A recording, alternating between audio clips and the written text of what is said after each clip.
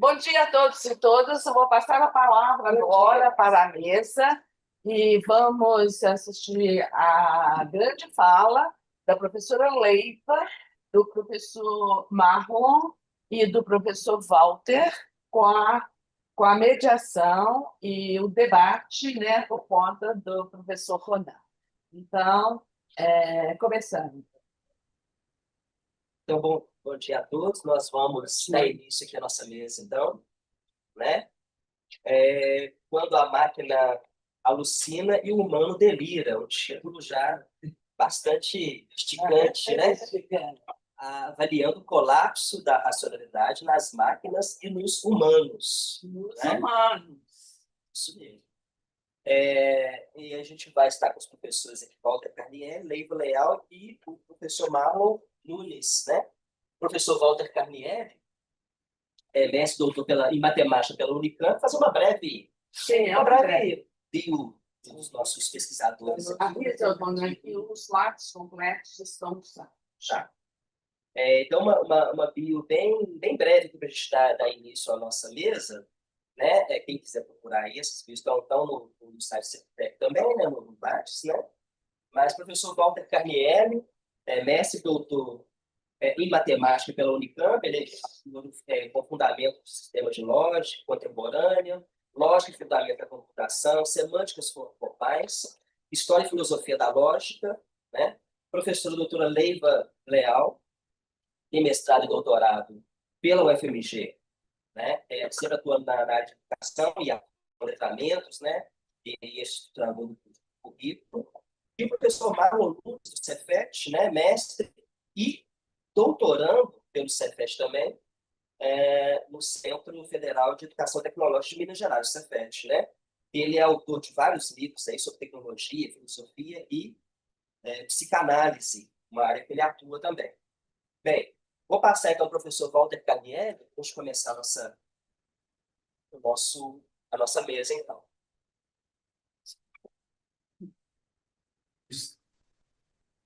Então, deixa eu colocar a minha tela aqui. Tá ótimo.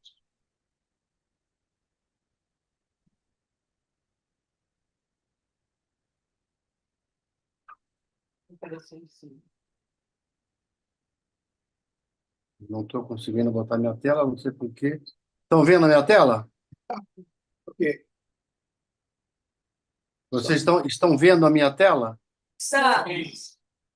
Tá, então eu vou ter que mudar aqui assim, mecanicamente, porque eu Sim. não estou conseguindo fazer aquele negócio de apresentação. Bom, eu quero agradecer à professora Reinildes pelo convite, professora Leiva, com quem eu tenho tido bastante contato nos últimos tempos e que fez a ponte, a interligação entre nós. É uma satisfação poder falar com vocês sobre no seminário de pesquisa em linguagem e tecnologia. Eu acho que esse assunto, esse tema realmente interessa bastante a linguagem e a tecnologia, porque a gente vai falar da inteligência artificial e da razão, né? E essas coisas estão muitíssimo ligadas com a linguagem.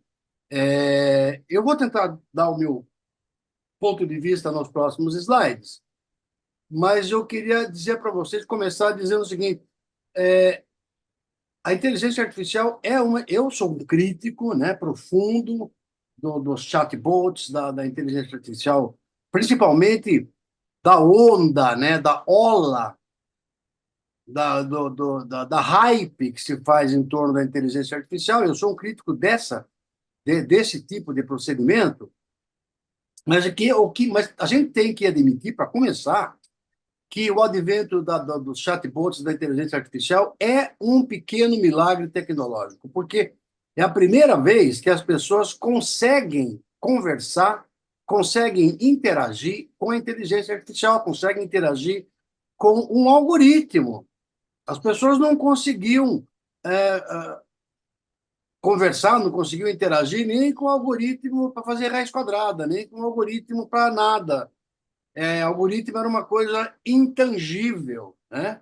Você não sabia, você escutava falar, era mais ou menos parecido com o átomo de Rutherford, com as moléculas, tal, que você sabe que existe, mas nunca viu. E depois do chatbots, todo mundo, né? Todo mundo que tem um mínimo de água em casa, eletricidade, vida decente, comida, minimamente uma ligação na internet e consegue conversar com uma máquina, consegue interagir com o algoritmo. Então, eu acho que isso é um pequeno milagre tecnológico. Eu uso a inteligência artificial para corrigir meus textos, para dar sugestões de termo, de palavra, de coisa desse tipo, eu acho muito bom. E acho que ela elucida muito bem a questão de como a linguagem tem em si mesma um núcleo de inteligência próprio. É uma tese que eu gostaria de defender, que eu acho muito complexa, mas que já conversei com alguns linguistas, de que somente usando a linguagem, esquecendo a matemática, esquecendo a lógica, esquecendo qualquer outra mensuração, esquecendo a física, esquecendo a ciência, esquecendo tudo, apenas usando essa ferramenta que a raça humana tem, talvez outras raças também tenham, né? Talvez as baleias, os golfinhos, sei lá, o gato, mas usando essa ferramenta da linguagem, a gente já tem um núcleo muito importante e muito efetivo de inteligência. Então, eu acho que isso realmente é um pequeno milagre tecnológico, não é uma revolução científica, mas é uma revolução tecnológica, isso sem dúvida, né? Bom, mas aí a gente vamos focar na hype, né? De todo esse papo que está por trás, que a inteligência artificial vai tomar o emprego de todo mundo, se vai matar a raça humana, se vai subjugar a raça humana, se nós vamos chegar no ponto da superinteligência, que, né, toda aquela coisa que vai, a humanidade vai perecer, essa coisa de ficção científica, né? Vamos chegar na tal da singularidade, famosa singularidade, que é o ponto de não retorno, né? Singularidade é onde a inteligência artificial vai dominar tudo. Bom, vamos ver se isso é o caso, o que a gente pode pensar sobre esse assunto. Mas, primeiro de tudo, a gente teria que saber se nós sabemos o que é inteligência, né? Não sabemos exatamente o que é, né? Nós nem sabemos medir a nossa, como é que nós vamos querer medir de uma máquina? Então, o que realmente é inteligência? Bom, é a capacidade de aprender, basicamente resolver problemas, adaptar-se, raciocinar e aplicar conhecimento. Mas tudo, mais ou menos todo mundo concorda que tem a ver com isso, mas aí tem diferentes abordagens. Os próprios psicólogos que trabalham com essa história propõem diferentes abordagens. Por exemplo, a abordagem psicométrica, mensurável, né, como o QI, quociente de inteligência. Eu mesmo fui submetido a isso alguns anos atrás, e, e aí tive lá um certo score, mas eu não confio muito nisso. Eu acho que isso mede alguma coisa, mas não mede tudo, né? Tem a noção da inteligência como cognitiva, como processo cognitivo. É a eficiência dos processos mentais. Tem a noção triárquica do Sternberg. Eu vou falar logo no próximo slide. Tem a noção das inteligências múltiplas, que eu acho mais interessante, né? Que a inteligência pode ser composta de componentes como a inteligência linguística, a inteligência lógico-matemática, a espacial, a musical, a corporal sinestésica, que são aquelas pessoas que eu tenho uma santa inveja de quem faz aquele parkour que sobe na parede, desce para o outro lado, quem joga capoeira maravilhosamente bem, a interpessoal, que é aquela história de você se dar bem, se comunicar bem com as pessoas, a intrapessoal, que é você conhecer-se a si próprio, a naturalista, que é que você tem uma boa conexão com a natureza, como tem os indígenas. Então, tem tudo isso, né? Algumas pessoas têm um lado, não têm o outro, falta alguma coisa. Eu vejo que eu tenho um par delas aí, a maioria não tenho, por exemplo, né? Então, essa é uma coisa interessante que a gente tem que entender que o que é para falar de inteligência artificial, teria que saber o que é inteligência primeiro, né? A teoria triárquica de Sternberg vê as inteligências, por exemplo, basicamente dividido entre analítica, avaliar, julgar, comparar, juntando tudo, a matemática, talvez a linguística e tal. A criativa, isso é uma coisa muito importante, inventar, imaginar. Criatividade é uma coisa que talvez a inteligência artificial não vá ter nunca. Vamos chegar lá. E a prática, aplicar conhecimento na vida cotidiana. Também é outra que a inteligência artificial parece que não vai ter. Não vejo como que uma superinteligência vai chegar nisso. Bom, a gente sabe, no fim de tudo isso, é que tem um núcleo comum de inteligência, que é resolver problemas, usar conhecimento de forma eficaz, se adaptar a novos contextos, raciocinar e abstrair. Eu aqui lembro de raciocinar, abstrair, de três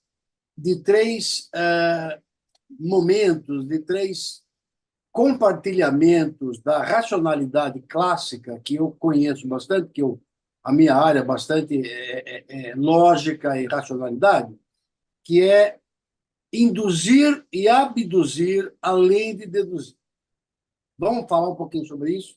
Vamos ver se esses três componentes que nós temos, que são clássicos no pensamento crítico, na argumentação, na racionalidade, as máquinas conseguem ter. Bom, antes de mais nada, é interessante sempre lembrar que a inteligência humana, assim como a inteligência animal, é fruto de uma longa evolução biológica, social e cultural. Ela não surgiu de repente. Ela não foi programada no algoritmo. Ela foi natural. É como, sei lá, baunilha natural. Baunilha natural levou milhões de anos para sair de uma ameba, virar uma árvore que dá baunilha, dá semente de baunilha, maravilhosa, etc, etc. E aí vai um povo do outro lado ali e inventa a baunilha sintética. Nasce de uma hora para outra, né? As coisas são as mesmas? Não, a baunilha sintética quebra o galho como baunilha, mas não é baunilha, né? Então, um pouco assim, a gente tem que olhar desse patamar, dessa perspectiva, né? Que a inteligência humana não surgiu de repente, mas foi como resposta a pressões ambientais e sociais. Se as pressões ambientais e sociais tivessem sido diferentes, se nós tivéssemos a raça humana habitasse um outro planeta com uma gravidade diferente, por exemplo, com nível de oxigênio diferente, com nível de carbono diferente, muito possivelmente a inteligência seria uma outra coisa completamente diferente. Bom, isso talvez seja interessante olhar no debate entre o que é a inteligência artificial e o que tipo de coisa ela é, né? E eu vejo assim, a inteligência artificial é muito análoga ao voar artificialmente, ao voo artificial. A gente tem o voo de passarinho, voo de pássaros, voo de besouro, voo de abelha, voo de borboleta, são tipos de voos. Voo de morcego, o morcego voa, ele abre a asa e pula e consegue flutuar com a asa aberta, né? Vários tipos de voo naturais, mas que não tem nada a ver com o voo do avião. O avião não bate asa para voar, não entorta a asa para procurar o melhor fluxo de ar. O drone e o helicóptero voam com uma hélice, helicoidalmente, não tem nenhum animal, nenhuma coisa que faça isso. Nada voa desse jeito, né? Sei lá, foguete voa de uma outra maneira, aí, verticalmente e tal, com fogo saindo, etc. Nada na natureza voa desse jeito. Então, voos artificiais são diferentes de voos naturais. Todo mundo acha isso óbvio, mas as pessoas têm dificuldade em saber que a inteligência artificial é completamente diferente, então, da inteligência natural.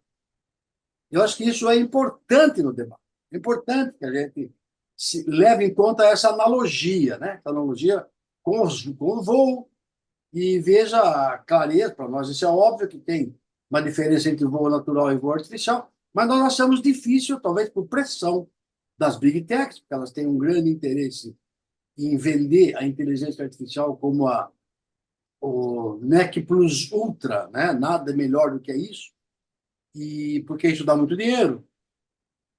E essa hype, na minha visão, certamente é muito endossada pelas grandes big techs, né? Então vamos falar um pouquinho sobre a dedução, indução e abdução, que são três momentos lindíssimos da racionalidade clássica e que as máquinas têm muita dificuldade nesse modo de raciocínio. Nós, humanos, a nossa filosofia milenar, conseguiu um pouco, não muito ainda, mas conseguiu um pouco entender o que é deduzir, que é basicamente lógica, a lógica matemática, a lógica dedutiva, que parte de premissas e chega a conclusões, a razão indutiva, é um grande problema na ciência, como é que a gente conclui coisas a partir de amostras, né? E a inteligência abdutiva, que é outro problema, foi proposta pelo Charles Peirce, que muitos de vocês conhecem, que é a ideia de poder usar a razão como um mecanismo de explicação. Então, as máquinas podem copiar bem, mas elas não criam. Veja, elas podem criar piadas. E tem muita maquininha, tem muito sistema de inteligência artificial criando. O YouTube está cheio de brincadeirinhas. Algumas são bacanas, outras são besteiras totais. Elas podem criar piada, nós podemos rir, mas as máquinas não podem rir. Nem das nossas piadas, nem das piadas delas próprias, né? Então, elas têm muita dificuldade nesse ponto. Eu vou voltar um pouco mais sobre isso, mas antes eu vou dar um pouco mais de detalhes sobre esses modos aí. Então, o que é a dedução? Meu raciocínio, né, assim, de maneira bem grosseira, bem geral, muitos filósofos não vão gostar dessa simplificação, mas aqui, para nossos propósitos, eu posso dizer que é o raciocínio do geral para o particular, quer dizer, de uma classe de premissas para algo, uma consequência. Por exemplo, um exemplo, não é só isso sempre, mas em geral, esses são bons exemplos, uma classe geral. Todos os mamíferos têm coração. Um cachorro é um mamífero. Conclusão dedutiva inescapável. Portanto, o cachorro tem coração. Isso aí é um caso particular do silogismo aristotélico, que tem desde Aristóteles, né? Então, é uma conclusão dedutiva, ou seja, é uma conclusão necessária a partir das premissas. Já a indução, de maneira bem simplória e bem simplificadora, seria o raciocínio do particular para o geral. Quer dizer, veja que isso aqui, então, é o que é importante na ciência, mais do que o primeiro. O primeiro também é importante, mas o primeiro é mais importante na matemática. Nas leis, digamos assim, nas leis científicas. Mas na formulação das leis científicas, o raciocínio indutivo é que é o importante. Como é que eu formulo a partir de casos?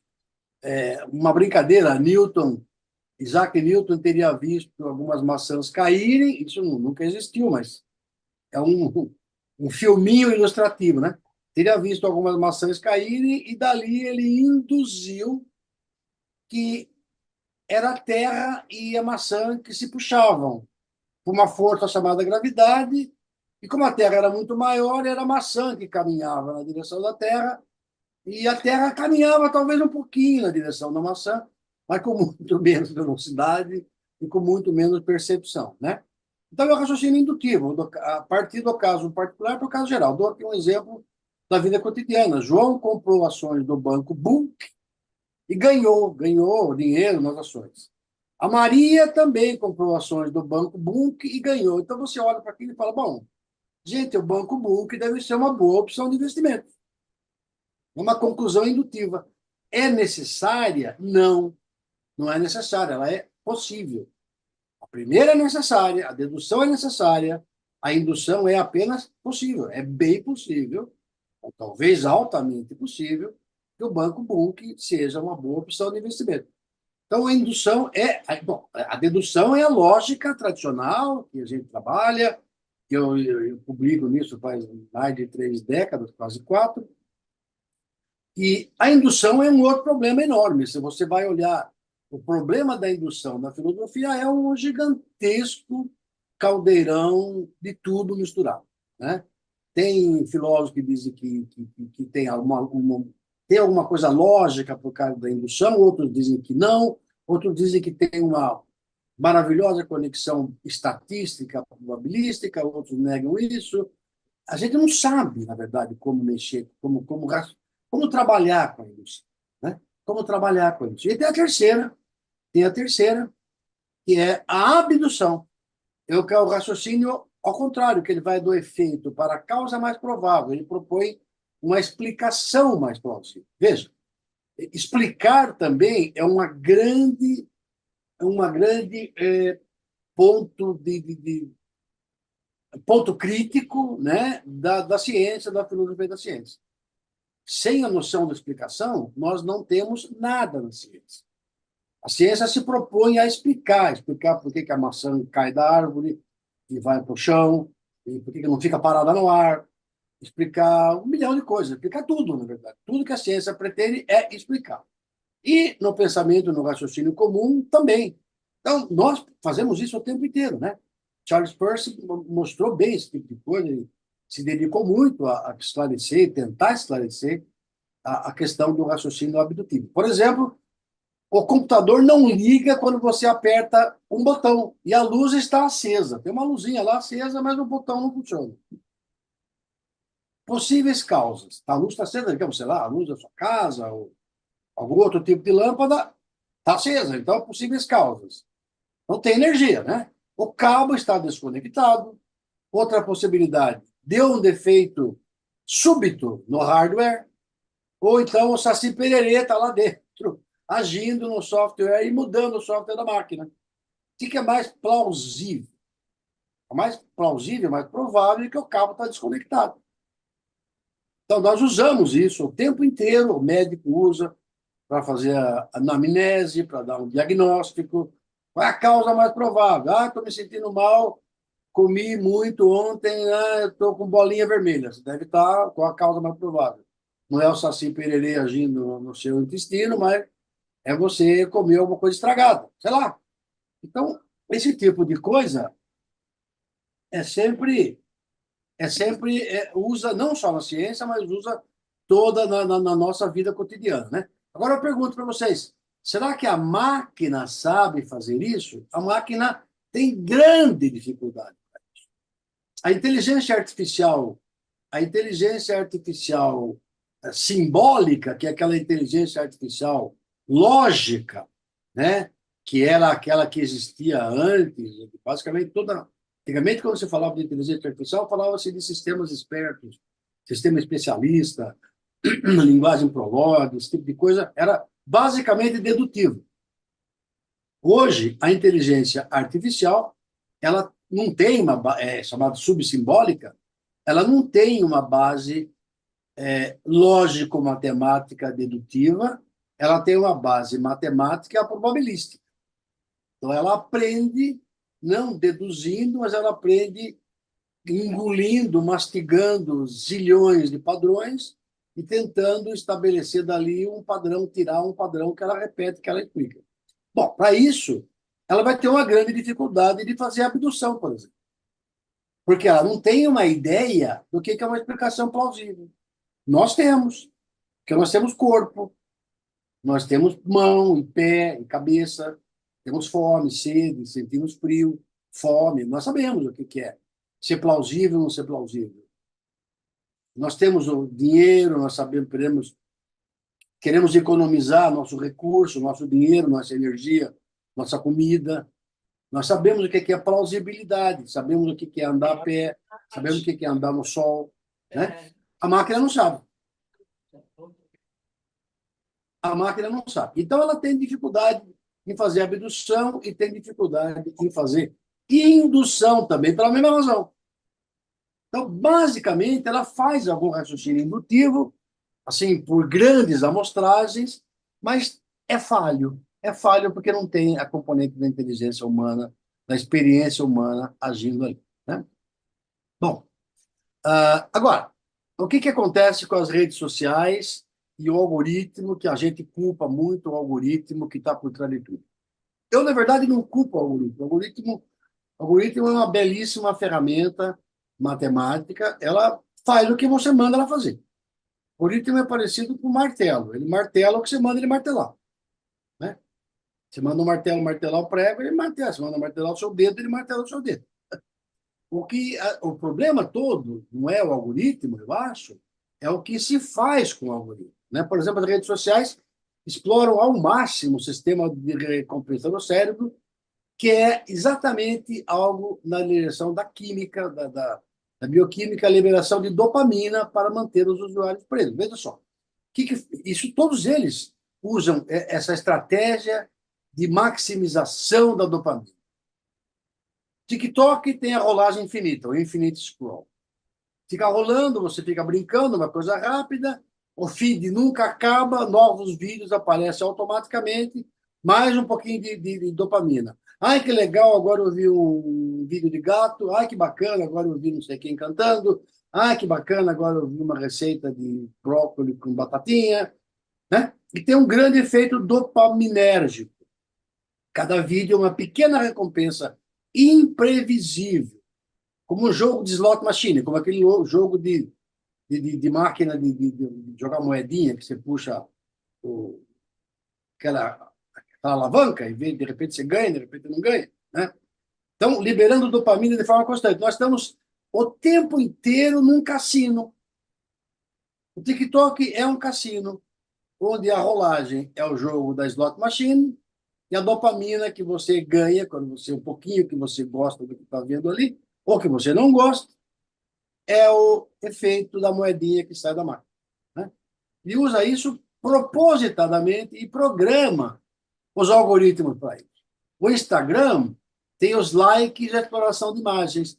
Qual é o mecanismo por trás? Curtidas, comentários e seguidores. Ah, alguém comentou, alguém gostou, alguém deu um joinha na minha foto. Efeito dopaminérgico, receber likes ou ver conteúdos interessantes ou elogios gera pequenas doses de dopamina, criando um ciclo de recompensa social. Ah, não sei quem viu minha foto. Ah, olha, viram, gostaram do meu comentário. Ah, que legal. É dopamina, né? O Instagram programa os seus algoritmos para isso.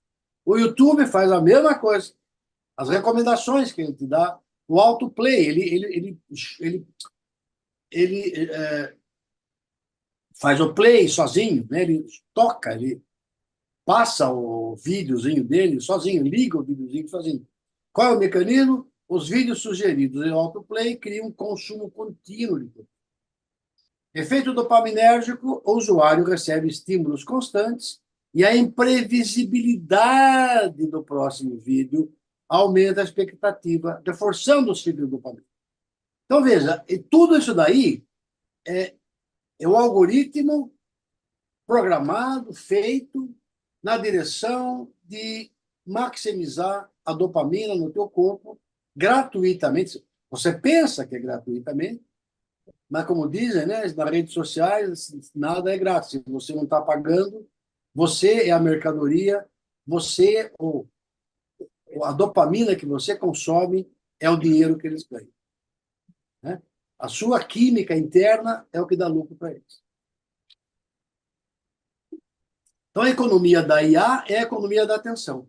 As redes sociais capturam a atenção continuamente, e aquele ócio criativo, aquela criação antiga da filosofia, de que a filosofia pressupõe o ócio para poder criar, é substituído por estímulos constantes. Tudo vira performatividade e mercantilização. Querem te vender coisa, querem te dar clickbait. Quase todo vídeo do YouTube tem uma mentira no título. Um exagero ou uma mentira. Se não for 100%, eu diria que é pelo menos 95%. Todos eles têm um catch, uma coisa para capturar a sua atenção, né? Então, a identidade e a criatividade acabam se transformando em conteúdo e lucro. Os influencers e microempreendedores dependem da IA, é a economia da IA. Então, você vê um monte de gente que ganha dinheiro, influencers que não dizem absolutamente nada, e empreendedores que dão curso sobre como dar curso, por exemplo, que dependem da IA para gerar o seu lucro, pode ser até grande, e que não diz nada. Que economia que tem essa? O que ela produz? Nada que você coma, nada que você vista, nada que você guarde, nada que seja bonito, nada que enfeite a tua casa, nada de nada de nada. A economia vazia Tem o seu valor? Tem. A gente tem que jogar fora? Não, a gente tem que entender. A gente tem que entender o que está por trás. Até para poder se colocar, né? Então, o que acontece com tanta dopamina grátis? Essa dependência digital, essa dopamina grátis causam tragédias. A gente já viu. A IA, as redes sociais criam um vício de atenção. Eu vou dar aqui 3 exemplos de tragédia, eu não sei se vocês conhecem, mas a mim me choca muito, né? Que são, imagina só, uma tecnologia que acabou de acontecer e já está sendo usada, como disse um professor Júlio ontem, como uma necropolítica, uma necro, né, sei lá, uma necrotendência. E eu concordo muito com o que ele falou. Em abril de 2025, por exemplo, Adam Raine, um rapaz de 16 anos, morreu por suicídio após longas interações com o ChatGPT, discutindo com o ChatGPT o que é um suicídio, qual é a melhor maneira, quais são as maneiras, até que se convence uma pessoa de que suicídio vale a pena, vai lá e faz o ato máximo da vida dele, que é cometer o suicídio. Em 2024, um outro rapaz chamado Cyril Setzer, um adolescente de 14 anos na Flórida, também cometeu suicídio após manter contato com o chatbot da Character AI.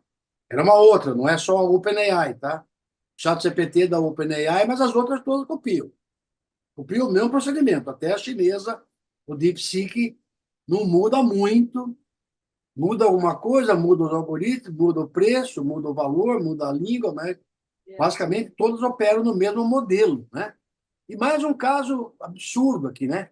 Em 2023, na Bélgica, um senhor de 41 anos, Pierre, eu tentei saber o nome dele, mas não consegui saber o nome inteiro, pai de 2 crianças. Olha só, uma pessoa de 41 anos, pai de 2 crianças, manteve durante 6 semanas diálogos intensos de caráter existencialista.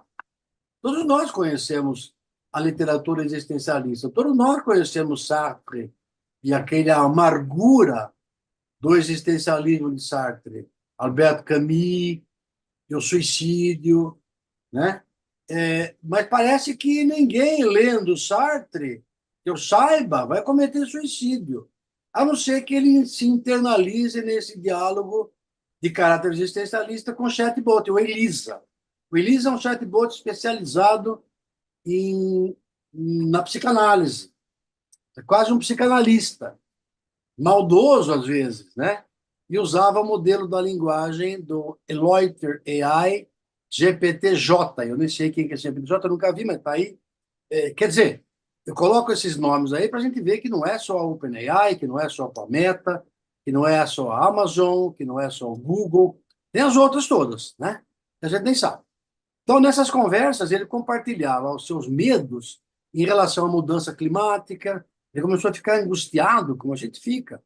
Mudança climática, COP30, futuro do planeta, o que vai acontecer com a água? Estão sujando a água, estão sujando o ar. Ao final do período, acabou por tirar a própria vida, porque ele concluiu, né, que era a melhor coisa que ele podia fazer. Então, é um absurdo isso. Eu acho um absurdo que isso aconteceu em 2023, 2024, 2025. Aconteceu recentemente, né? Ninguém sabe se não vai poder acontecer muito mais. E vamos passar para um outro tópico aqui, uma outra maldade, uma outra maleza da inteligência artificial hoje em dia, contemporânea, que é a questão do work slop. Eu inventei o nome aí, trabalhicho. Até eu posso conversar com meus alunos sobre isso. Se eles fizerem isso comigo, eu vou chamar de trabalhicho. O que é essa história do work slop? É formada pela palavra trabalho, work, e slop, que é lama, lixo, lixo sujo. Tá? Não é mud. Mud é barro. Barro, argila, como você modela, é pior.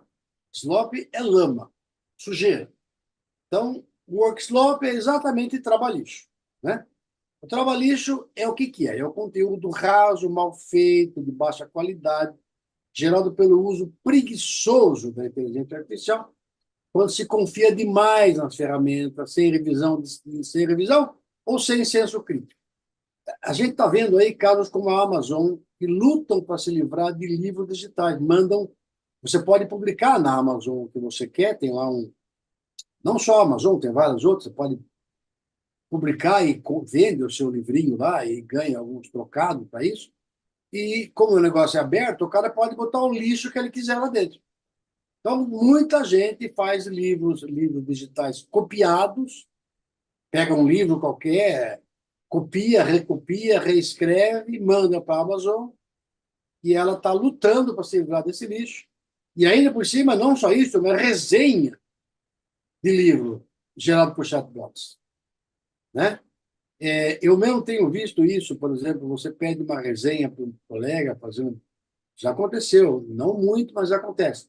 O cara, em vez de ler o paper do outro e fazer, ele joga no GPT, pede para o GPT fazer um sumário, pega aquele sumário, às vezes nem olha o que está escrito, e manda para você. Você vê, obviamente, que é feito por um chatbot,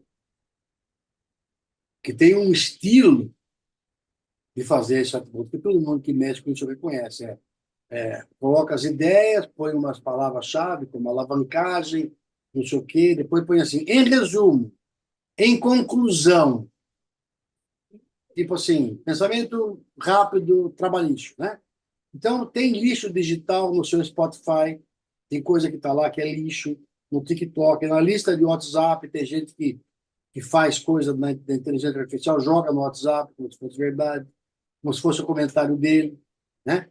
E tem dois elementos novos aí, o Vibes da Meta AI, e o Sora 2 da OpenAI, que agora são muito bons em gerar vídeos muito críveis, difícil de saber se são reais ou não, né?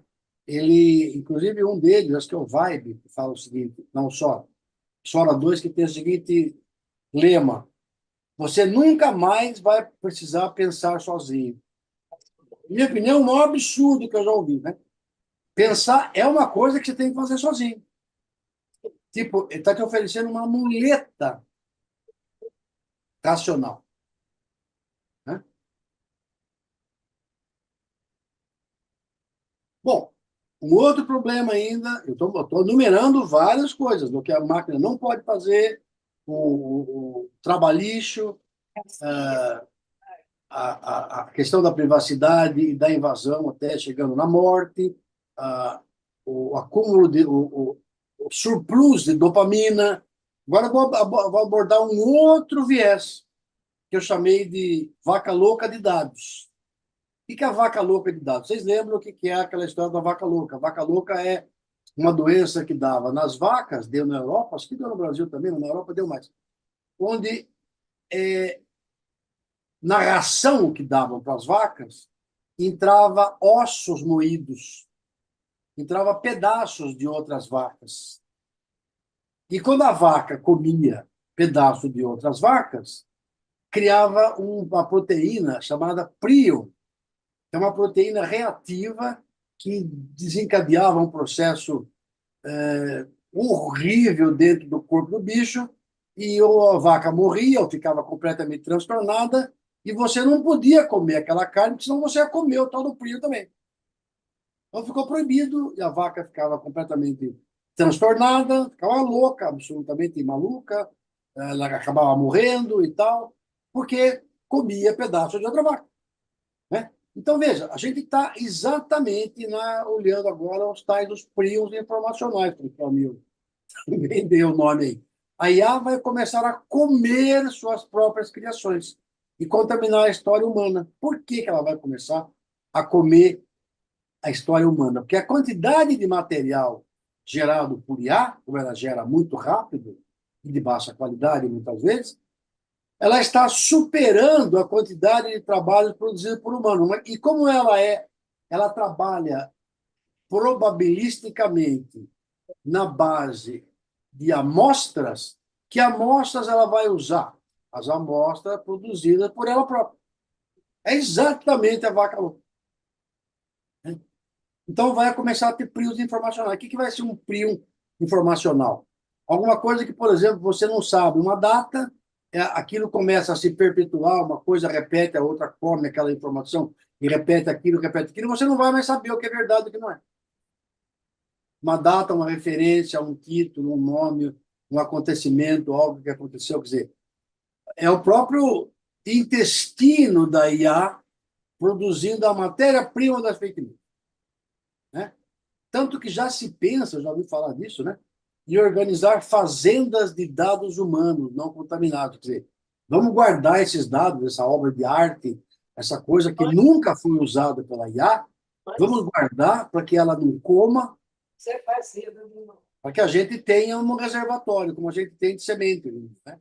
É exatamente o mesmo processo da genômica que cria planta geneticamente, milho geneticamente modificado, que ele acaba estragando a plantação do vizinho que não plantou milho, que plantou milho natural, que plantou milho autêntico, e a plantação do vizinho que tem milho geneticamente modificado acaba influindo naquela. Cadê mais? Hoje em dia, você tem que tomar cuidado. Não vamos mais ter semente de milho, de cana, de mandioca, de nada mais, porque está tudo contaminado com a genoma, com a genética, engenharia genética, né? Então, assim como estão guardando semente lá no silo, não sei aonde, no Polo Norte, estão já pensando em fazer dados humanos. Tal é o perigo que os especialistas veem nesse tipo de coisa. Então, por que a máquina alucina e o humano delira? Eu não sei por que acontece isso. Porque a máquina alucina, ela alucina. Ela é inevitavelmente alucinadora. Ela inventa fatos, autores e dados, sempre, sempre, sempre. Porque ela não foi construída para levar em conta a noção de verdade. Ela leva em conta a noção de dado. Dado não é verdadeiro, obrigatoriamente. Pode ter dado falso. Pode ter informação falsa. Ela não está comprometida com a verdade. Ela te joga dados. Não tem a menor conexão filosófica com a noção de verdade. Eu vou falar logo mais no próximo debate sobre isso. Então, a máquina foi construída, o modelo, a maneira como ela é feita, ela inevitavelmente inventa. E o lado humano inventa do outro lado, eu não sei por quê, por alguma razão psicanalítica, que um psicanalista poderia tentar explicar por que isso acontece, talvez o excesso de dopamina no organismo, mas você lembra do bebê reborn, uma maluquice que agora parece que parou, mas não sabemos o que vai acontecer. Logo mais aparece outra besteira desse tipo. Aquela gente, bebê reborn é aquelas pessoas levando bonecas muito realistas e brincando de que eram os filhos. Né? Deu muito problema isso, agora pararam. Tanto que foi ridicularizado, né? Os fakes intermináveis, somente para fazer bullying ou vingança. Se você vê uma fake news que tem uma intenção política, uma intenção econômica, é reprovável, mas você até entende, né? O cara quer ganhar dinheiro, quer ganhar poder e tal. Agora, quando você vê um fake apenas para gozar a cara das pessoas, apenas para fazer bullying, ou para fazer vingança, porque a minha namorada me abandonou, a minha esposa foi embora com outro, o meu marido me largou, ou etc., só por vingança, você vê que isso é uma loucura que está intrinsecamente ligado à questão das redes sociais. E os desafios virais para a validação social, para dar likes, engajamentos, vocês já tinham ouvido falar, não sei se vocês já ouviram, do Cinnamon Challenge. Os adolescentes são incentivados a engolir uma colher de canela em pó e serem filmados enquanto isso. Se você tentar engolir uma colher de canela em pó, você vai inevitavelmente engasgar. Aquele pó entra no... Tudo bem que canela é ótimo, mas uma colher inteira goela abaixo, você vai engasgar com aquilo ali, você vai tossir. Você pode acontecer uma porção de coisas idiotas com você, né? O Blue Whale Challenge, o desafio da baleia azul, que era os adolescentes teriam que fazer tarefa por 50 dias, culminando com incentivo para cometer suicídio filmado por outros. Aí era uma coisa em grupo. Aliás, tudo isso é sempre em grupo, né? Sempre um grupo, um filme para mostrar para o outro, dar curtida, like e tal. Então, é uma alucinação absurda. Eu estou falando de algumas delas. De algumas. E tem muitas mais outras, e tem muitas que vão vir por aí, né? Então, estou abordando aqui exatamente o tema da nossa fala aqui, que é a máquina quando alucina e o humano quando delira, e os dois juntos, o estrago que se faz, né? E continua delirando. Tem mais. Tem o desafio de autossacrifício estético. Vocês já viram recentemente a história daquela moça que faleceu, a Barbie Humana, fez 27 cirurgias plásticas para ficar parecida com a Barbie. Para quê? Para quê? Para gerar like na rede, para gerar seguidores na rede. Ela está praticamente, não, ela está efetivamente sacrificando o corpo para ter likes e ter algum benefício financeiro. Né? As dietas perigosas, quanto mais chocante ou bizarro, maior o engajamento. Aparece lá no YouTube. Agora nós vamos comer só folha de laranja, porque é muito bom. Aí vai, o cara come folha de laranja durante uma semana inteira, tem intoxicação, tanta besteira desse tipo. Né? Exposição de si própria, fazendo live de suicídio, de automutilação, o cara se automutila e filma, ou briga online, faz acontecer uma briga, ou filma uma briga na família para ganhar atenção imediata. Delírio. Isso é delírio também. Certamente isso é delírio. Certamente isso é delírio. Bom, outra coisa interessante que acabou de acontecer, eu vi ontem esse artigo, saiu na Nature, né? Na revista chamada Nature, Nature Machine Intelligence, em 2025. Acabou de sair um artigo de um autor chamado Susgun, Bianchi e Gun. Language models cannot reliably distinguish belief from knowledge and fact. Os modelos de linguagem não podem, de maneira confiável, distinguir crença de conhecimento e fato. Então, elas não conseguem distinguir crença de conhecimento e fato.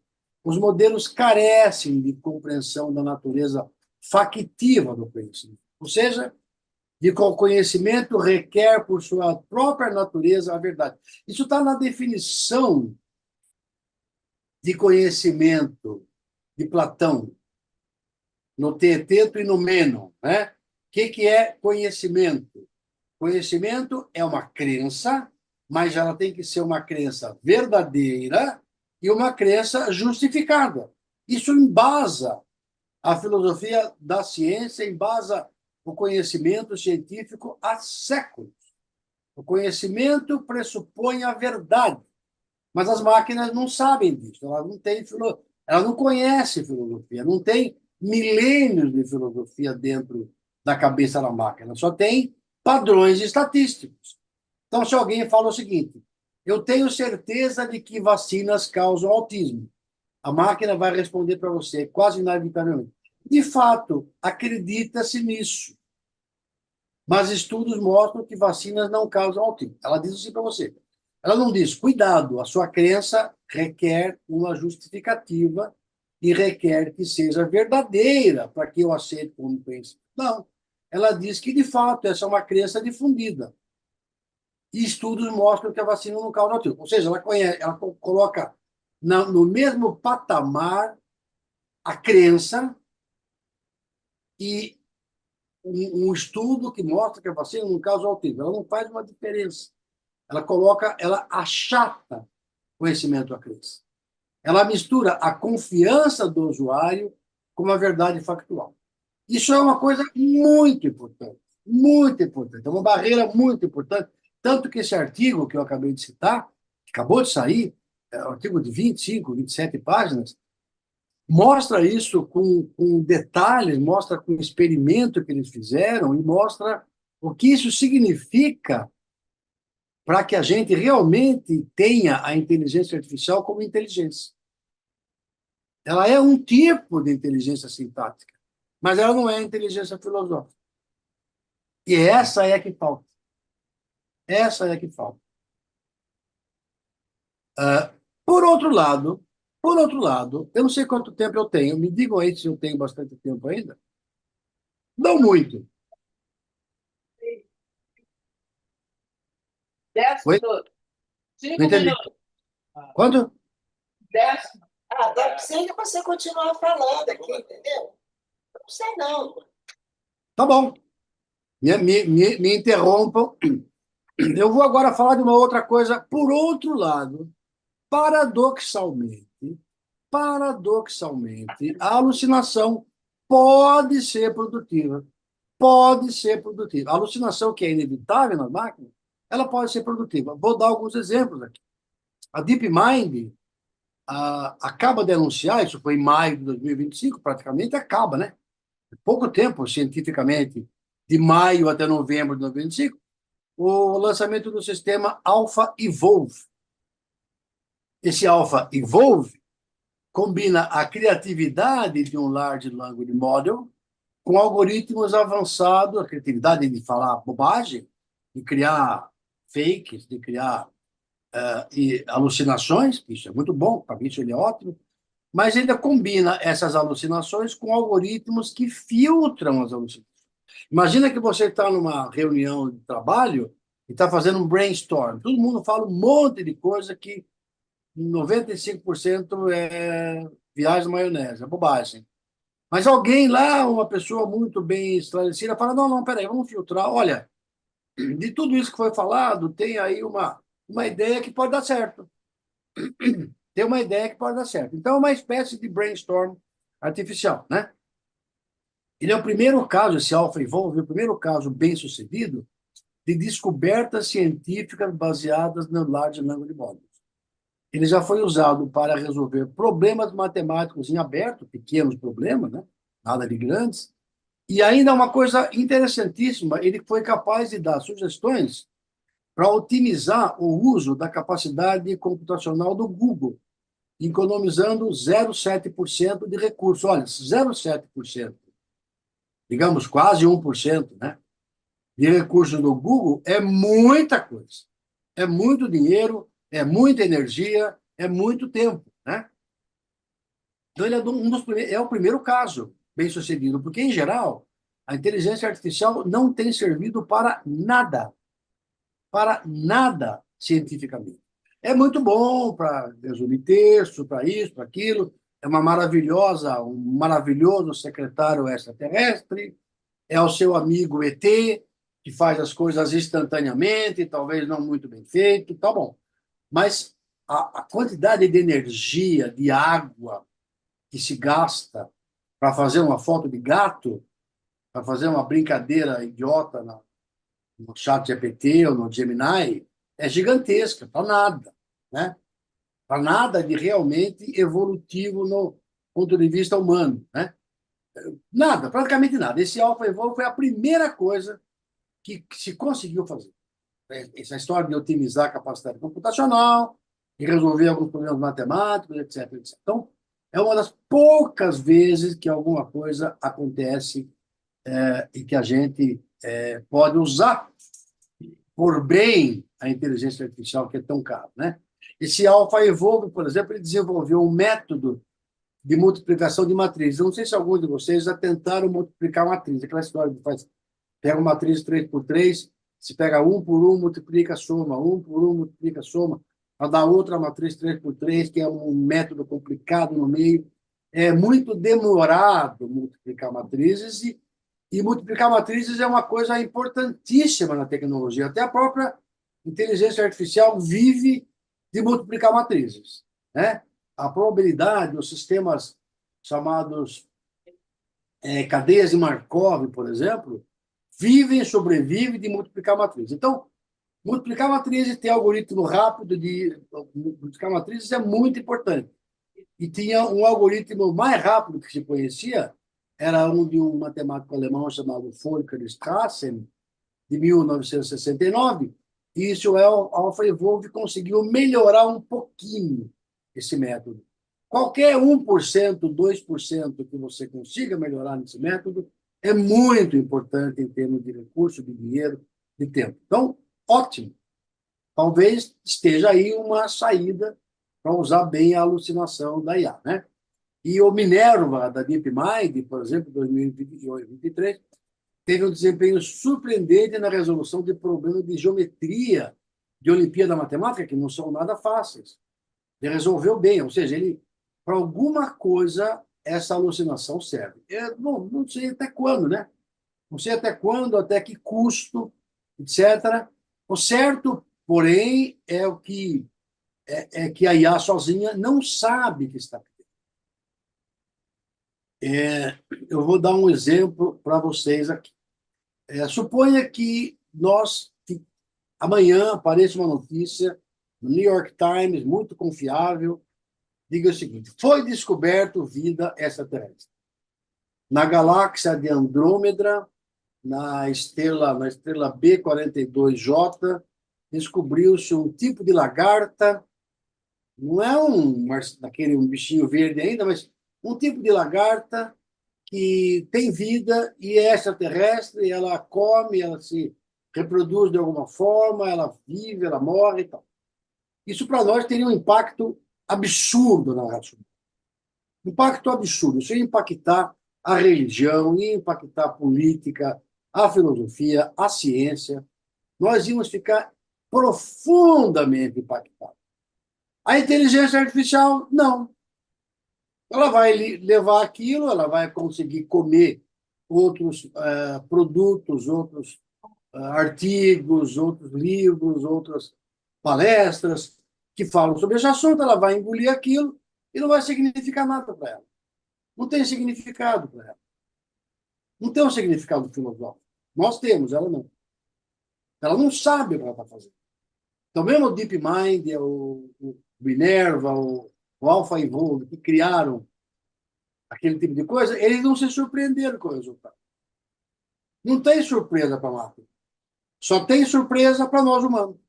Máquina não se surpreende. Então, máquina não ri, máquina não ri de piada, não se surpreende e não leva susto. Né?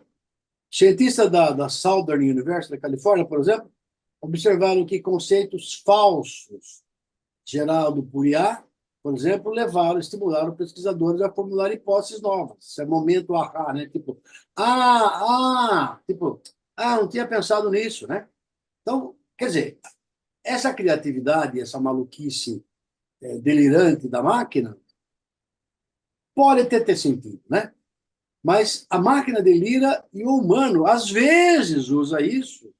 Às vezes ele viaja junto na maionese da loucura. Mas às vezes ele aproveita o delírio e conecta com alguma coisa útil, né? Então, quem atribui sentido ainda somos nós. Nós é que damos sentido. Não tem uma outra coisa que esteja. Não. Bom, o que eu quero dizer é que a gente tem que preservar a nossa lógica e pensamento crítico. Eu vou falar de lógica e pensamento crítico, eu quero falar do meu livro de pensamento crítico, mas não é uma propaganda, porque eu não vou colocar aqui para você comprar o livro. Eu não estou pedindo que você compre. Oi, pois não. Alguém levantou a mão? Foi no seu rosto. Eu não sei se alguém levantou a mão para mim ou não. Não é? Bom. Então, eu estou botando meu livro ali, porque primeiro que eu gosto do livro. E segundo, porque eu não quero que você compre o livro. Eu quero fazer propaganda não do livro, mas do nosso curso de pensamento crítico, lógica e argumentação, que está aí na tela aí, que é um curso grátis na plataforma Coursera, dado pela Unicamp e pela Coursera, com diplominha e tudo isso daí, onde você vai aprender gratuitamente tudo o que tem no livro. Tá? E o curso tem agora 33 mil pessoas engajadas. Isso, aí. Aí, argumentário. Mas ninguém vai Guia pegar prático. Beleza, exatamente. É isso aí, beleza, é isso mesmo. não é doação, não. Muito bom, obrigado. Então, esse curso está com 33 mil pessoas inscritas, nem todo mundo termina, as pessoas não aguentam, param no meio, mas não interessa, interessa que são pessoas que notaram que isso é importante, né? Então, esse curso eu realmente recomendo, enquanto a gente conseguir deixar ele grátis, que logo mais a plataforma Coursera, como toda a plataforma canalha e cretina, como todas são, vai começar a cobrar. Nós temos a Unicamp, né, por meio da Procuradoria Jurídica, tem um contrato com eles. Então, vamos ver até que ponto esse... E quero terminar com uma citação do Melvin Kranzberg, 1986, já antiga, e colocava a seguinte coisa, que é bom para nortear a nossa maneira de pensar. Né? A tecnologia não é boa nem má, nem o algoritmo. apenas não é neutra. O algoritmo apenas não é neutro. Muito bem, agradeço. Era isso, essa a mensagem que eu queria dar. Muitíssimo obrigado e fico aqui agora para ouvir os colegas e depois para debater sobre todo esse conjunto que a gente está levando. Muito obrigado. Eu agradeço a vocês pela paciência, pela boa vontade. Bravo! Muito obrigada!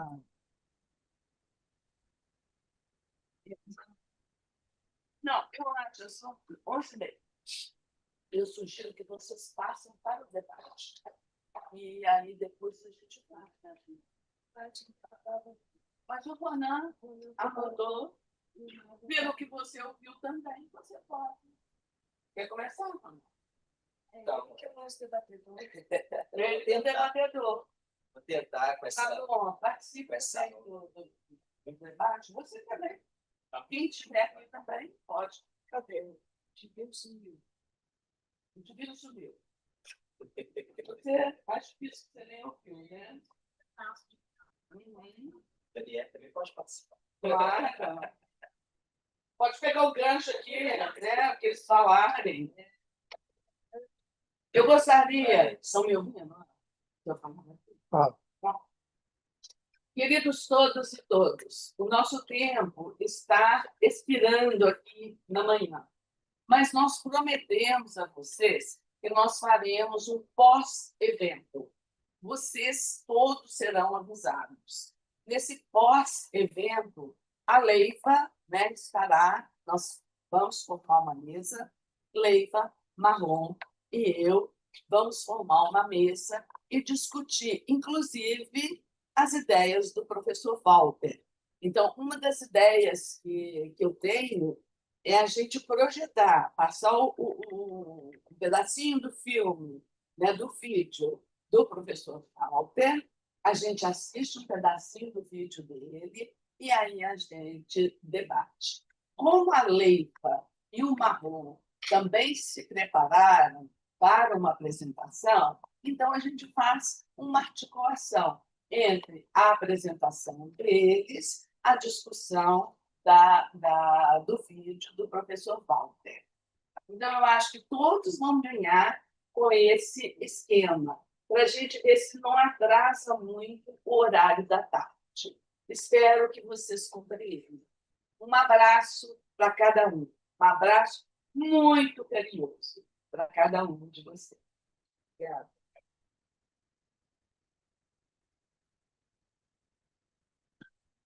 Não acho que não fica melhor assim? Quem tem tempo? Daqui a pouco é o grupo dela que vai entrar. De quem? A Dani. O Flávio, ele não veio. Ele deve estar em casa. Eu vou ter que pedir desculpa para ele também. Mas nós vamos é a que vai fazer debate com? Hã? Aqui também não. O debate com quem? A Daniela? Não, Daniela é ela mesma que vai fazer o debate. Você estava no Flávio. E o Flávio não apresentou. Ah, é o Flávio não veio. E a Dani O próximo seria o Flávio. O Flávio não veio, não apareceu. Aí nós vamos pedir desculpa, porque eu tinha tentado e botar com ele. Pode ser que ele esteja esperando para fazer de casa. Né? Mas não tem problema.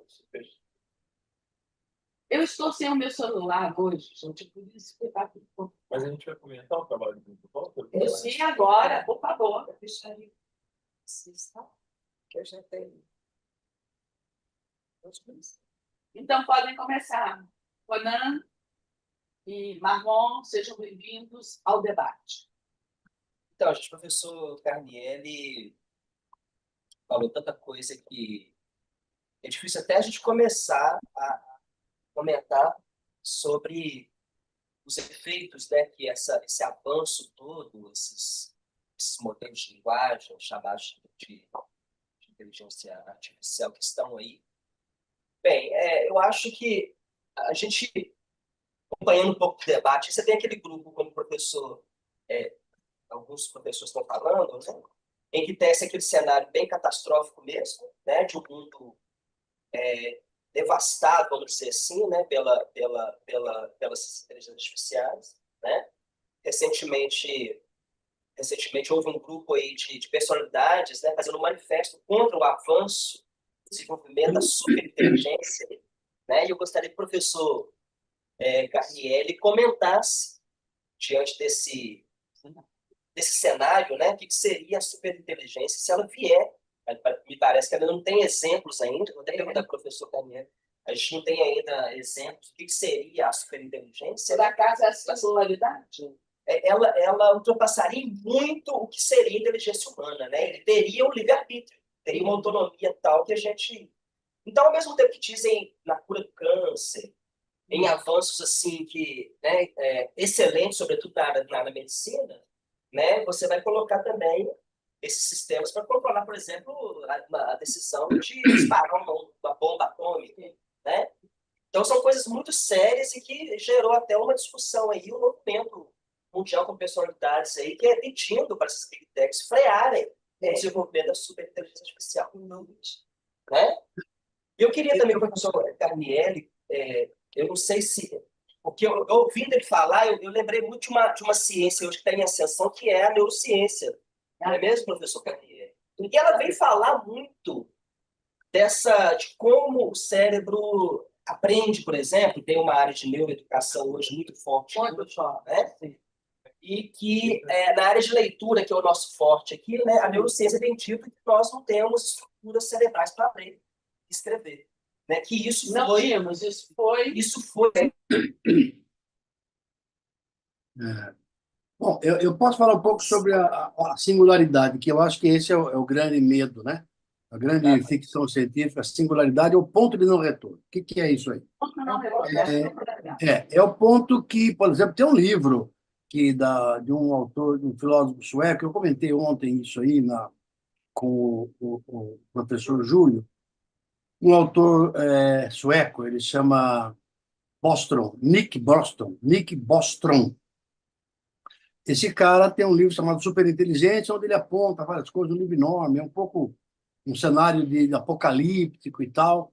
E essa história de singularidade é um termo da física, né? Que é onde um buraco negro é tão complicado perto dele que as leis físicas não valem mais. Então, chama-se singularidade, um ponto singular, um ponto crítico singular. Então, eu acho que parece que foi o von Neumann, tem uma dúvida sobre isso, se foi o von Neumann que cunhou, né, que ele fez tanta coisa, cunhou esse termo de singularidade na inteligência, que seria um buraco negro na inteligência em que as coisas não sairiam do nosso controle, né?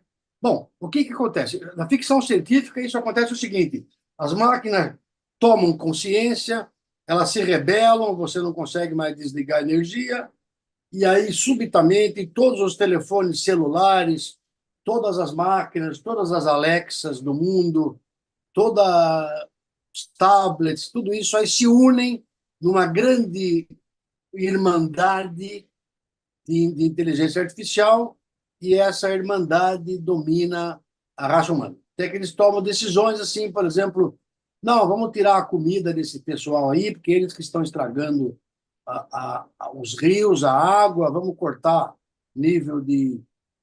Começa cortando o banho, vamos cortar o banho, nada de ninguém tomar banho, depois tomar menos água, depois vão andar a pé, etc. Digamos que eles comecem a resolver os problemas da ecologia, que ninguém quer que isso aconteça, fazendo a nossa vida piorar, né? Ninguém quer que isso aconteça. Então, eles começaram até o ponto que eles podem falar, bom, vamos extinguir essa raça de bicho aí, porque eles é que são complicados. Vamos tirar todo mundo e ficamos só nós aqui no planeta. Isso é um cenário de ficção científica. Chamado singularidade, que vai acontecer com a inteligência artificial geral, né? General Artificial Intelligence, né? AIG, Artificial Inteligência Geral, ou então com a superinteligência e tal. Mas eu acho que pode ter uma outra leitura desse ponto da singularidade. Não é que as máquinas vão ficar mais inteligentes, que a gente não vai conseguir aguentá-las.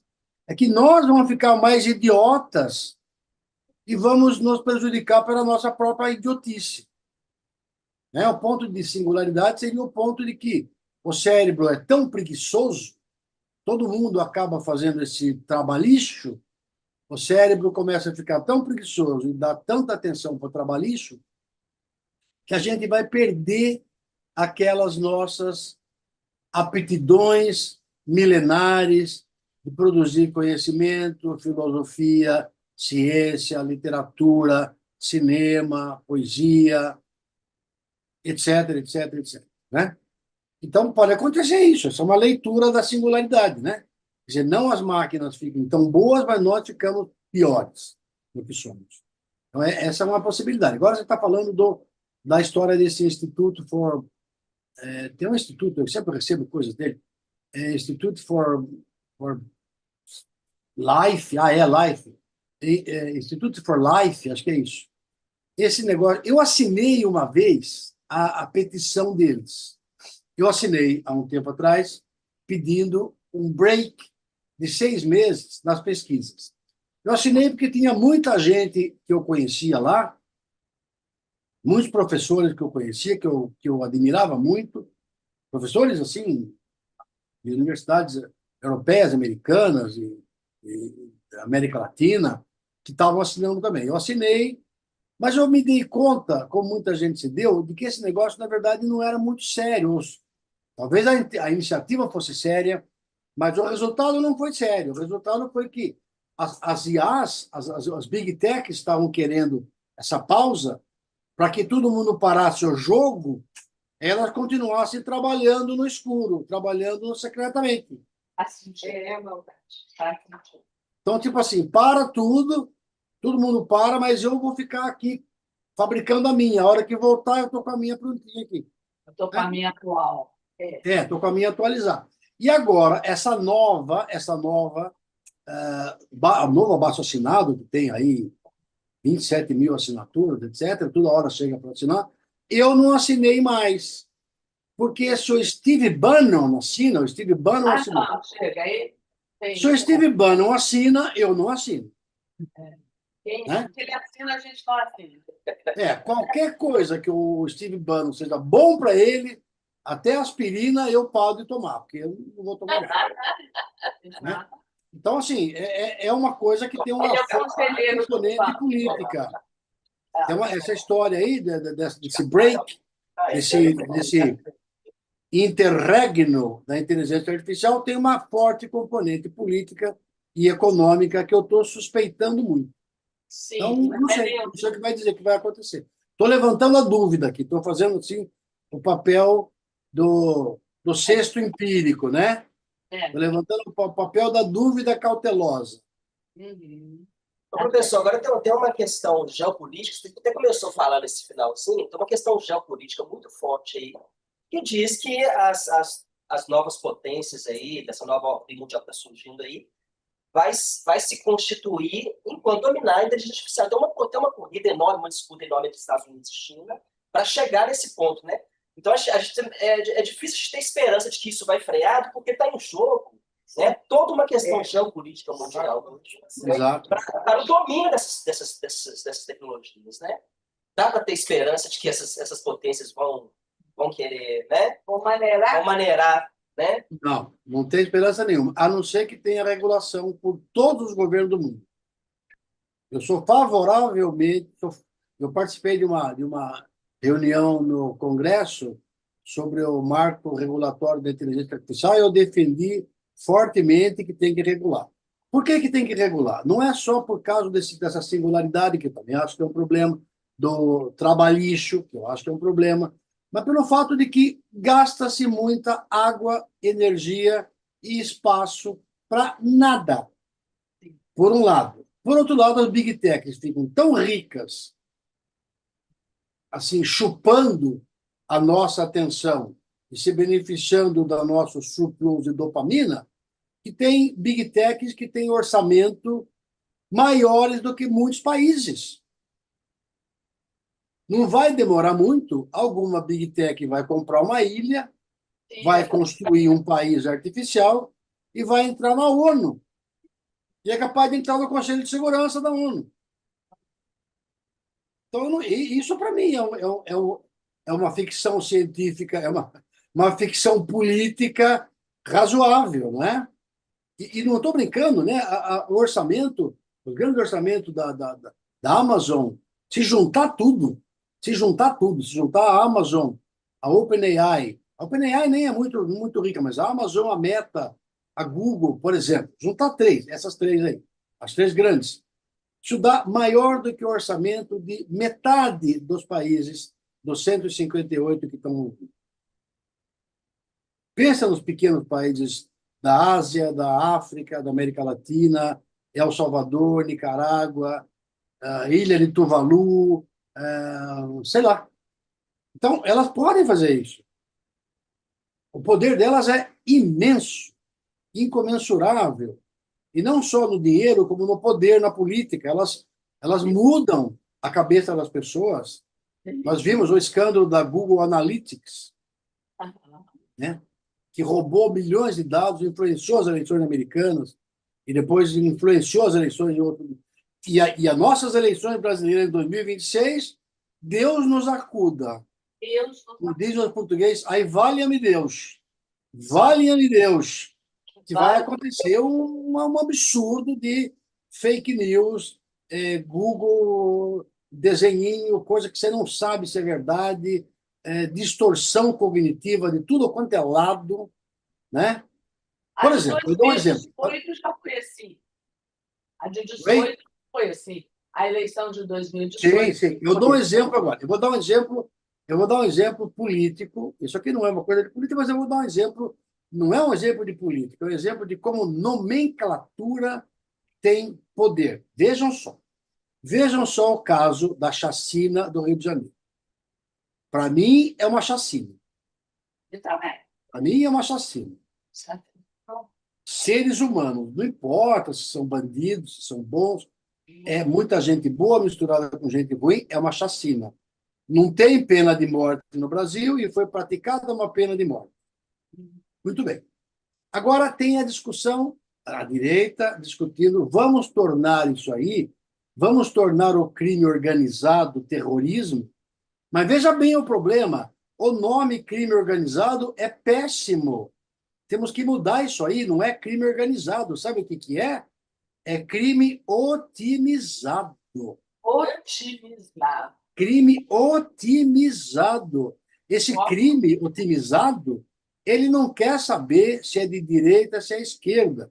Ele faz aliança com a direita, como a gente sabe, mas faz com a esquerda também.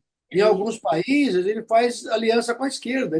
Ele faz com quem quiser, porque só interessa para esse crime otimizado o lucro e o poder. Sim. Mais nada. Então, ele não é terrorismo.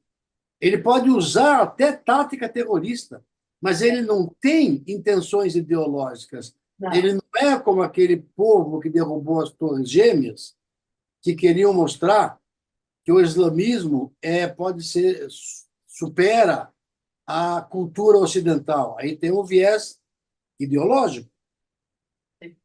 O crime otimizado não tem nenhum viés ideológico e não pode e não deve ser considerado como terrorismo. Isso tem um preço muito alto para a nossa soberania. Quando você fala que é terrorismo. Isso interessa a geopolítica, os grandes países. Exato. Eu gostaria de poder ser um influencer tão importante que eu pudesse falar com a BBC, com a UOL, com a Globo, com tudo isso, para parar de usar o termo errado. É crime otimizado, é uma empresa. São empresas industriais altamente competitivas do ponto de vista de gerar lucro e poder. Não tem nada de crime organizado. Organizado é pouco. É otimizado, é o melhor possível. Melhor que aquilo não dá para ser. Vocês não acham isso? Concordamos.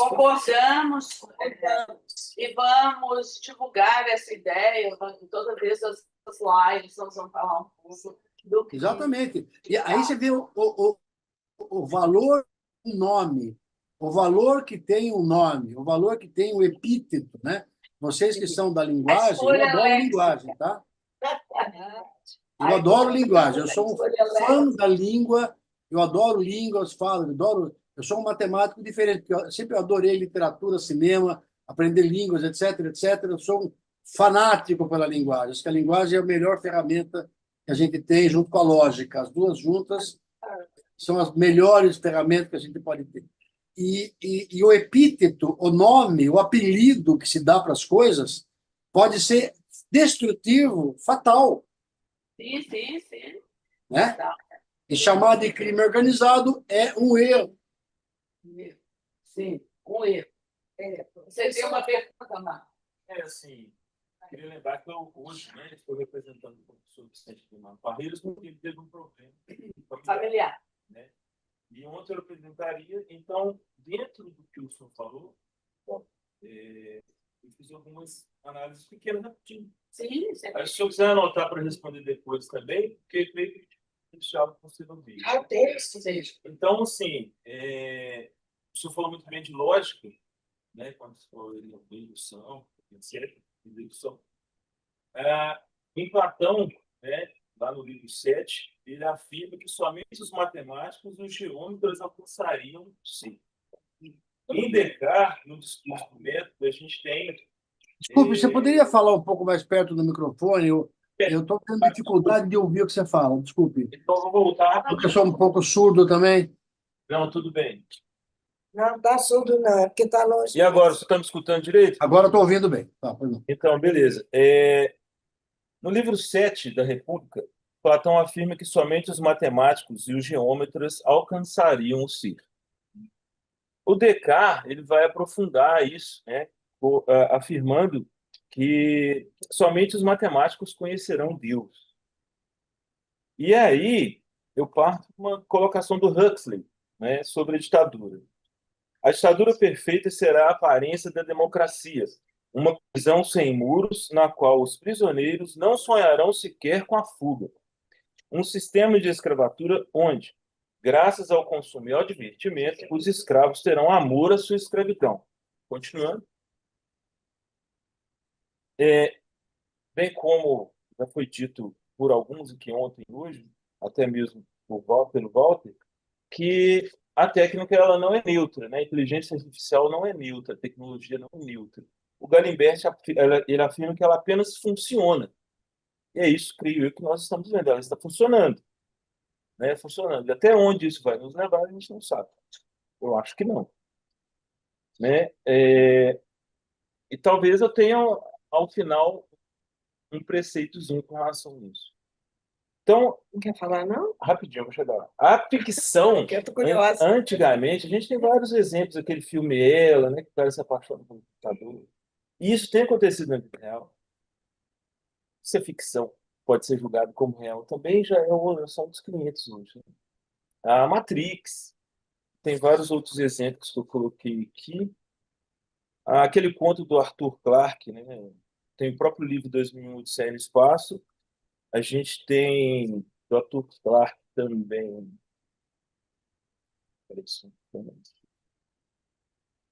Os 9 trilhões de nomes de Deus, né? Depois a gente pode se prolongar, se não gastar tempo demais, a gente já está atrasado, né? Bom, e aí eu creio que a ficção, de certa forma, até certo momento, parecia-me que ela servia de alerta, né, com relação a esse desenvolvimento e esse aprofundamento da própria técnica e da própria tecnologia. E já penso que ela é uma estratégia de educação, ou seja, para a gente aceitar as condições que estão sendo impostas, mesmo das big techs, etc. E do próprio imaginário, por que não? Né? E aí a gente nós nos condicionamos para a aceitação.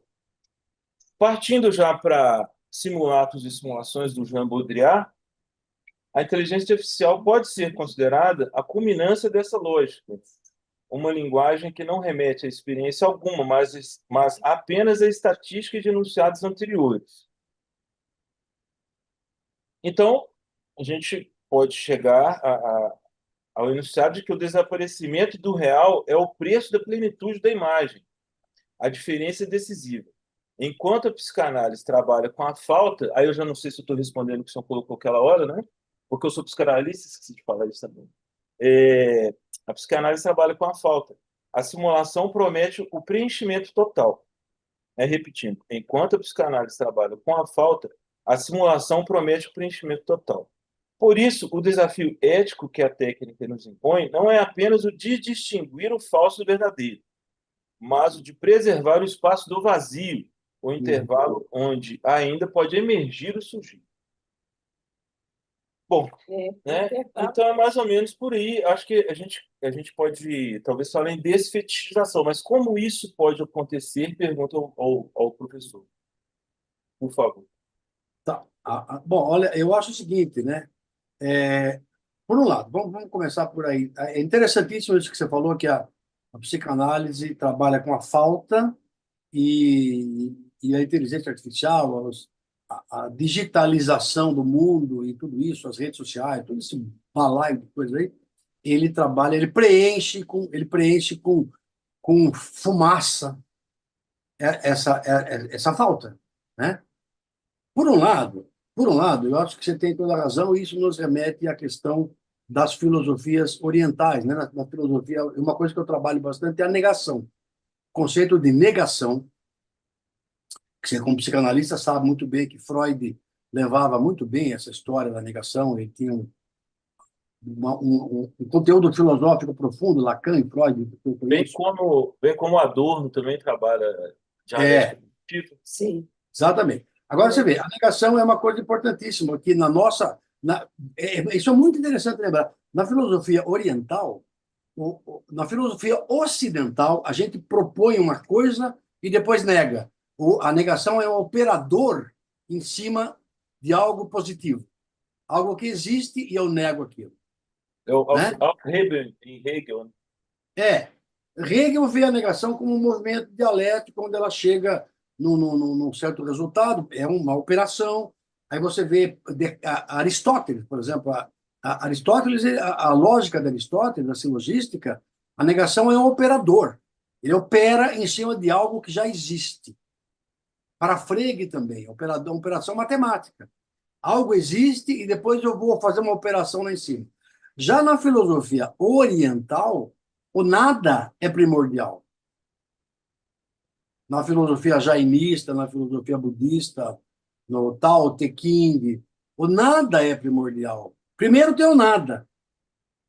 Depois você nega o nada para acontecer alguma coisa. Eu acho que essa dicotomia da filosofia oriental com a filosofia ocidental, que aparece na lógica, aparece na filosofia ocidental de todas as maneiras, aparece no Descartes, aparece em Kant. A negação em Kant e Descartes não é a mesma coisa um com o outro, mas é completamente diferente da negação na filosofia oriental.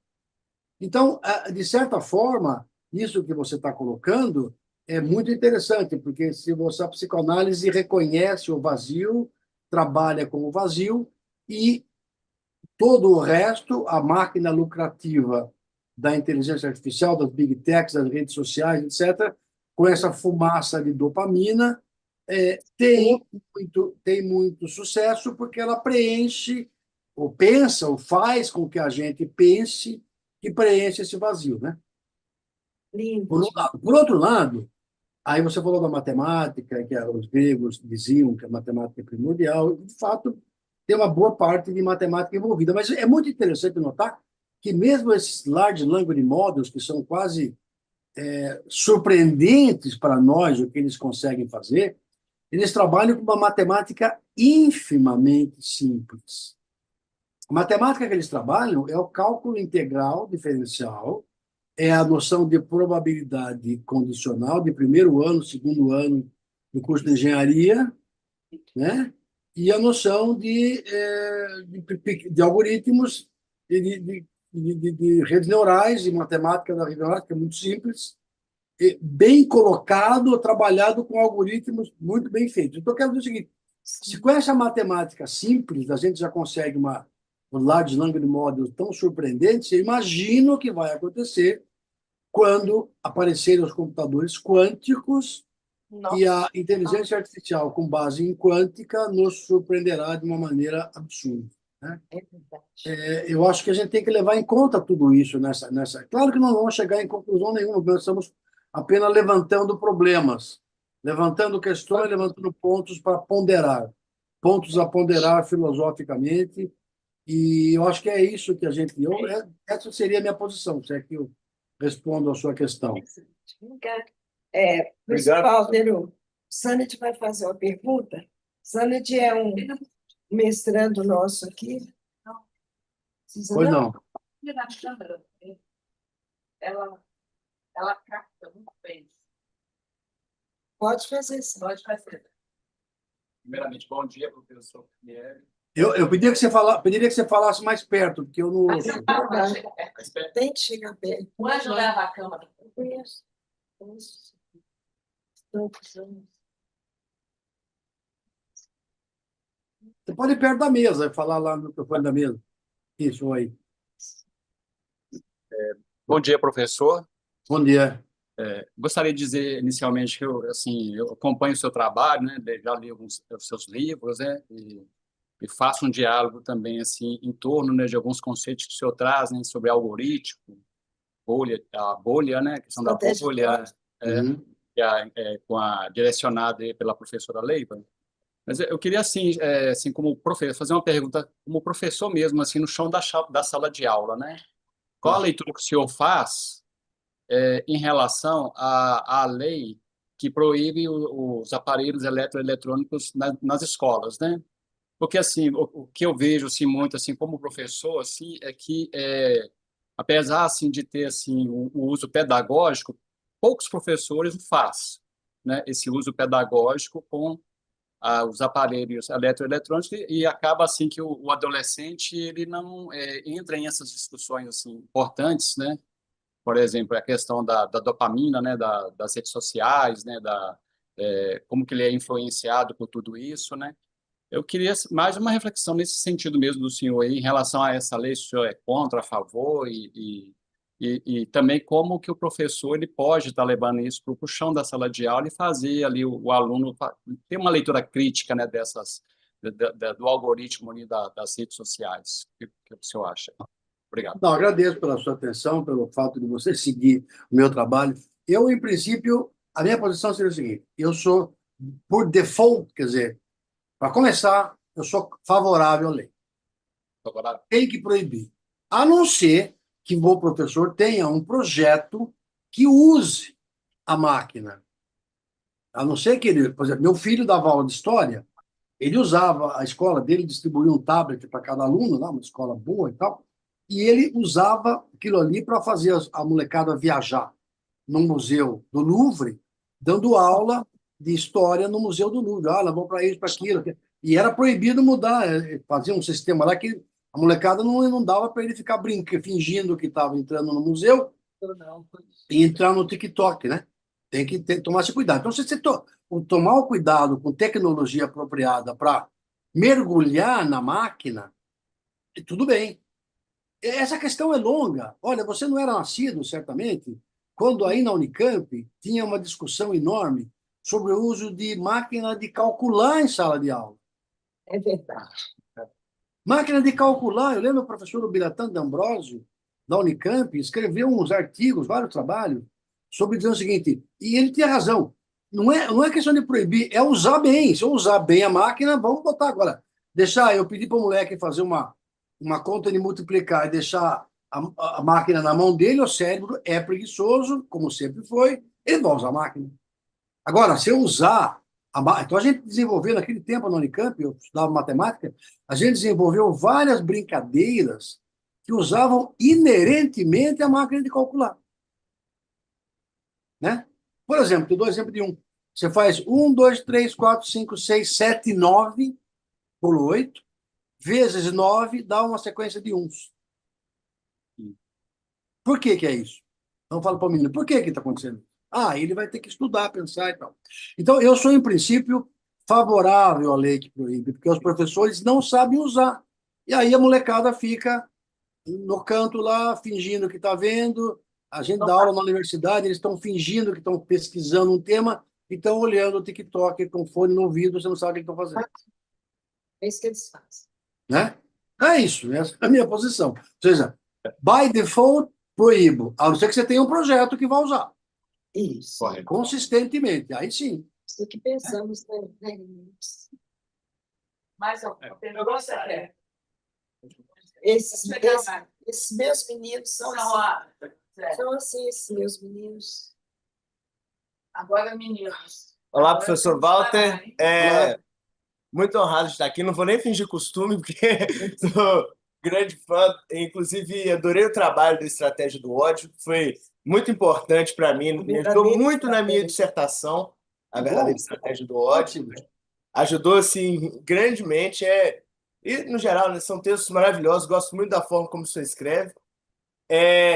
Sobre esse debate da inteligência artificial, eu penso que, bom, nós tínhamos, né, no passado uma promessa de um futuro, quando o ano 2000 era futuro, né, aquele futuro Jetson, futuro retrô, de carros voadores, uma sociedade moralmente perfeita, uma integração da tecnologia com a natureza. Essas promessas não se cumpriram, né? Nós não temos carros voadores, o planeta está morrendo, literalmente. Assim, a gente está tendo extinções em massa e os recursos estão acabando.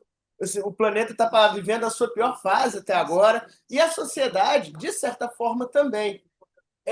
Todos aqueles avanços tecnológicos que esperávamos acabaram não ocorrendo, e, em contrapartida, surgiu algo que ninguém esperava, que é essa nova hegemonia da inteligência artificial generativa, que, de repente, de uma hora para outra, começou a ocupar todos os espaços dentro do mundo digital.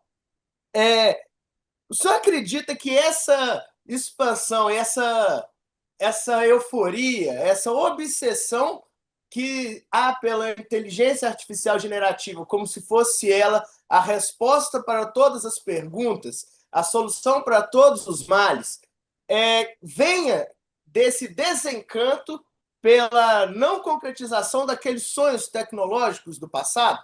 Essa é a minha primeira pergunta. E outra o senhor acredita que essa euforia toda, essa obsessão vai ser diluída, assim como foi a obsessão pelas redes sociais, pelo rádio no seu tempo, pela televisão no seu tempo, que ela vai ser substituída por uma coisa nova? E o que seria? Nós, é delírio puro demais. Muito obrigado pelo seu interesse. Como é seu nome? Desculpe. Divino Mateus. Você diga de novo? Mateus, Divino Mateus. Divino Mateus. Muito obrigado, Divino, pelo seu interesse. Eu vou tentar responder da melhor forma possível. Então, de fato, o futuro não é Jetson. O futuro é Flintstone. O futuro é mais Flintstone do que Jetson. Agora, se veja bem, vamos começar por aí. Aquele futuro de carro voador, disso, daquilo, ele até existe para uma camada ínfima da população. Tem gente que eu já vi voando sob a água com uma coisa nas costas. Eu já vi um carro voador, um drone grandão, uma pessoa em cima. Mas para quem que é isso? O problema é que o Jetsons esqueceu de dizer que aquilo não ia ser democrático. Ia ser para uma minoria muito pequena. E o resto está flintistizando, né? O resto está lá. Veja que um quarto da população mundial não tem água encanada, não tem esgoto. De cada 4 pessoas que você vê no mundo, uma não tem água nem esgoto. Uma boa parte passa fome. A outra tem eletricidade muito mal e porcamente. E sem contar a internet. Quem que tem ligação de internet? E hoje em dia você conta, o mundo, eu estava viajando, estava na Polônia, por exemplo, você é obrigado, de certa forma, a ter um telefone celular, porque as passagens aéreas vêm por mensagens, para comprar um ticket de ônibus, de trem, você tem que ter telefone, você tem que ter telefone, internet, conexão, tem que ter uma chip, uma placa SIM, um chipzinho do lugar que você vai, tem que comprar o chip, e tem que ter energia para você carregar. E o telefone você tem que trocar a cada 2, 3 anos, porque ele fica obsoleto. Quando você não cai, perde, quebra, ou te roubam o telefone. Né? Então, assim, isso tudo acontece, é uma coisa do capitalismo que você tem que levar em conta, que existe até um pouco de Jetsons, mas para muito pouca gente. O Watson da IBM, que é um grande médico que faz diagnóstico perfeito, e tal, quem que pode usar o Watson da IBM? Nem o Lula, nem o Bolsonaro, eu acho, consegue usar. Nem os nossos políticos conseguem usar, né? Então, assim, o problema é que você está me perguntando uma coisa interessante, se esse hype vai terminar, como aconteceu com o rádio, é bacana a sua ideia. O hype vai terminar, mas o efeito vai ficar. O hype no rádio, você lembra da história os marcianos estão chegando? A Guerra dos Mundos. A Guerra dos Mundos, não acontece mais isso, não cai mais nessa. Mas o efeito do rádio está na política, a gente continua. Ou seja, o hype diminui.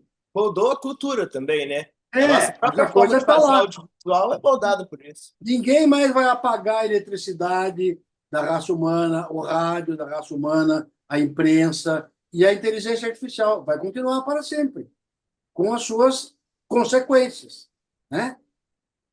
E agora, por que esse hype acontece? Porque um pouco a nossa psique interior está dominada pela dopamina. Possivelmente, os psicanalistas precisam explicar isso, eu não sou capaz de explicar. Mas também por uma questão muito simples. As big techs ganham muito se você acredita na inteligência artificial. Se você tem medo da inteligência artificial. Se eu digo para você que eu tenho na mão uma fórmula mágica que transforma todo mundo em carvão, se todo mundo começar a acreditar nisso, eu tenho um grande poder na mão. Muita gente vai me dar dinheiro por isso. Quanto mais os caras da inteligência artificial dizem que eles têm uma coisa muitíssimo poderosa, mais dinheiro alguém vai dar para eles. Mais poder vão oferecer para eles. Então, eles têm também um grande interesse em dizer que isso é a panaceia universal, que isso é maravilhoso e que isso é perigoso. Eu comecei a ver, quando essa história do Institute for Life, aí, de fazer um novo break na inteligência artificial, que um pouco é isso, um pouco as big techs querem que você tenha medo também. Porque se você tiver medo, você se subjuga, você se submete. Né? Sim, sim. Então, eu acho que eu estou tentando responder suas perguntas. Eu não sei, a segunda que você falou, como é que era a segunda pergunta? Deixa eu ver se eu já... O que poderia substituir, não substituir, mas tá. se isso está encaminhando a gente para uma outra coisa e, na sua visão, o que eu não poderia sei. ser? Olha, Futurologia é complicado, né? Não é nem pergunta de $1 milhão, não, porque $1 milhão não vale nada. Eu acho que o que podia substituir, talvez uma revolução, como eu digo, uma revolução da singularidade, não da máquina ser muito esperta, mas da gente ser mais idiota, da nossa burrice. A inteligência artificial, mas a burrice orgânica, né? Eu temo que isso aconteça. A professora Renilde está sugerindo se talvez sejam os robôs. Eu até acho que faz sentido, que seria a aplicação da inteligência artificial em um hardware funcional o suficiente para isso, né? Eu não quero ser. Então, podemos encerrar. Podemos. Professor, Obrigado, espero ter respondido. Muito obrigado, professor. Obrigado a você. Ronan, encerra. Então, gente, vamos encerrando aqui, então, já passamos um pouquinho. Vamos encerrar. Agradecer. Porque queremos, né? Não, porque queremos. Pode ficar aqui a semana toda. A crueldade do tempo, professor. A discussão está ótima e nós vamos voltar a ela. A Leiva e eu estamos planejando eventos pós-evento. Então, nós teremos, né? E aí, gostaríamos de contar com o senhor, vamos convidá-lo para a gente continuar esse debate. Muito bom. Será um prazer. Muito obrigada. Muito obrigada mesmo. Eu que agradeço. Vou passar para o Ronan. Então, a gente encerra, então, agradecer ao professor Walter Carnielli, né? E agradecer por essa mesa tão frutífera, um debate assim que a gente podia ficar aqui a tarde toda. Muito obrigado, senhor professor Walter. Muito obrigado. Eu que agradeço a vocês pela atenção. Obrigado. Bravo! Um, dois, três.